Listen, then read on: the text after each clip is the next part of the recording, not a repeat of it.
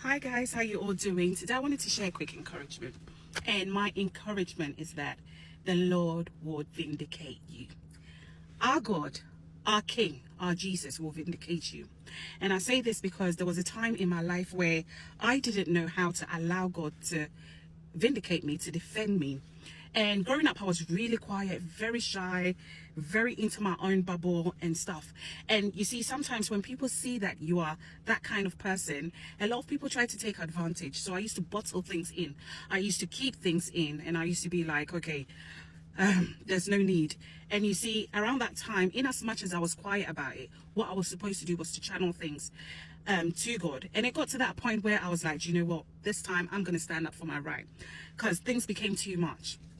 And I started defending myself, and that was the worst, you know, because in the Bible, anytime David went through something, a struggle, a hustle, you know what he did? He went to God, and God vindicated him. God stood for him.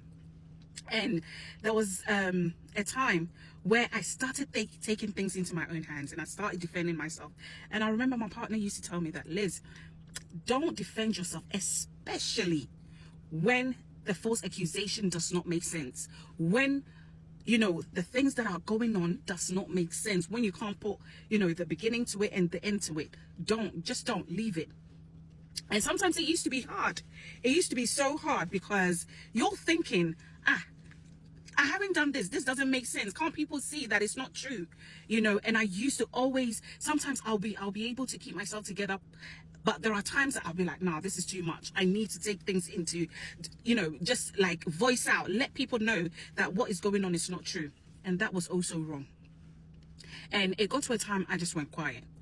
The areas where there was that misunderstanding and stuff like that, I just kept quiet, and I sort of withdrew myself. And anytime things came, I would just take it to God. God, what would you want me to do? And there was another advice that I got, that in every situation, there was a Bible study we were doing, and one thing that came up was that anytime we are struggling with such things, let's ask ourselves, what would Jesus do in this situation, in this matter? What would Jesus do? So I started cultivating that, and I started practicing. It wasn't easy. It hasn't taken me one day. It's taken me years. Even now, I still, every now and then, struggle with it. But I started practicing. And guess what? Recently, I was having a conversation, and in that group with someone, and in that group of, or in that environment that I was in, that there was a lot of false accusation. Remember, I've kept quiet. I've kept myself to myself. The things that were going on, the things that were coming up, you know what, when the scripture says that, you know, they will begin to eat their own flesh and drink their own blood. When I was hearing this conversation and hearing what was going on, that's the scripture that dropped into my head. The scripture that came to me was that, you see, I told you, they will eat their own flesh and drink their own blood. Now, when Bible says, it talks about they will eat their own flesh and drink their own blood, it doesn't mean literally. What it means is that there will be confusion. That character, that behavior that was against you, that they were using against, channeling against you, will begin to turn back against them. They will begin to fight amongst themselves. All you need to do is just to be still and keep yourself to yourself. Before, I was quiet, then I started talking. But one thing I did not do was to channel whatever I was going through, whatever was being said about me, to God. One thing I was supposed to do was say, Father, yada, I offer everything to you. And trust me, when God vindicates you, it is sweet, it is better.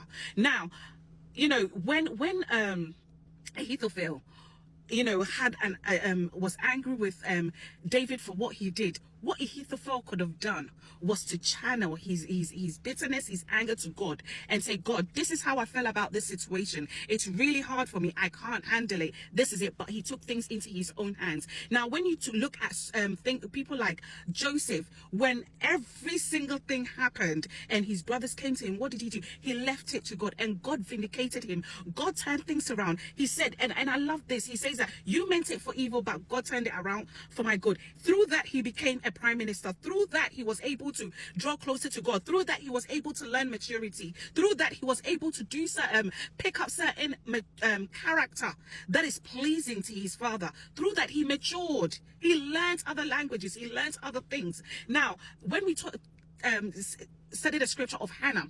Hannah, when Penina was always against her, talking about her and this and that and that and that about Hannah. Oh, Hannah, this, you know.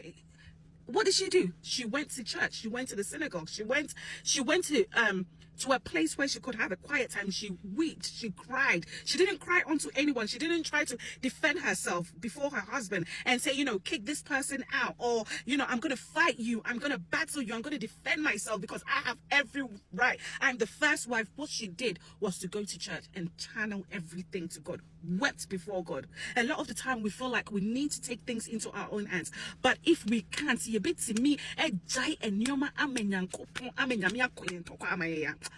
sweetie,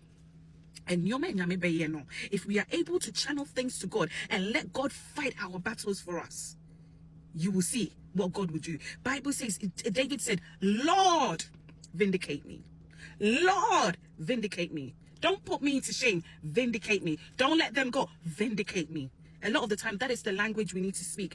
God, vindicate me. I will not vindicate myself. I will not fight my battle. God, fight for me. So I don't know if this is an encouragement to anyone. Maybe you might be in a situation, in a church, in an environment, in a family, in a workplace where there's a lot of false accusations going on. There's a lot of bullying going on. There's a lot of pointing fingers on. Anything you do does not please them. Anything you do it's not enough. Every single thing, someone must have something to say about you. They are going on talking about you behind your back, and you just don't know how to go about it. And the only thing you know to do is to stand in that courtroom and just defend yourself. Sweetheart, my love, my darling, the best person, lawyer that can defend you, the best judge that can stand for you, it's not you, it's God. It is God, especially when you don't know where it's coming from, especially when it sounds weird. Stop and lift your eyes to God. David said, for I shall lift up my eyes to the hills. For where does my help come from? For where does my vindication come from? For where does my support come from? For where does my lawyer come from? It comes from God. It comes from God. It might not be at that time. He might not defend you at that time. You're expecting him to come into the scene. But one day the truth will come out. There is nothing new under the sun, my love. There is nothing new under the sun. The Lord will vindicate you into your door. Sweetheart, my love. Let's learn how to leave things for God. And I wish I knew this sooner. I wish I could do this like easy. But sometimes it's hard. But if we try and leave it for God, God will glorify himself and prove that, yes, he is our vindicator. So I'm here to say, shh, and let God do the talking. So have a blessed evening, a blessed week, and remember, the Lord will vindicate you. Bye. See you in another one. Mwah.